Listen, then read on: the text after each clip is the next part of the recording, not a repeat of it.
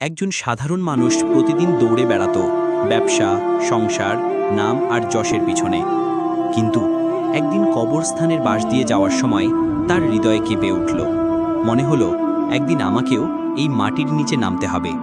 সে ভাবল, আজ যদি মৃত্যু আসে, আমার নামাজ কোথায়, আমার আমল কেমন? এই প্রশ্ন তার অন্তরকে বদলে দিল।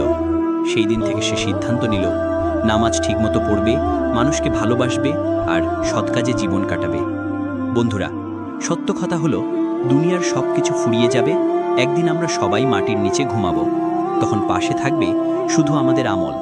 তাই আজ থেকেই নামাজ আর সৎ কাজের মাধ্যমে আল্লাহর কাছে ফিরে আসা দরকার। বন্ধুরা, একটা কথা বলি, চ্যানেলটা অনেক নিচে নেমে যাচ্ছে। তোমাদের ভালোবাসা, দোয়া আর সাপোর্ট ছাড়া আমি কিছুই না। প্লিজ লাইক করো, সাবস্ক্রাইব করো, পাশে থেকো। তোমরা না থাকলে আমার এগোনো অসম্ভব। তোমাদের প্রতিটা সাপোর্ট আমার কাছে দোয়ার মতো। হৃদয়।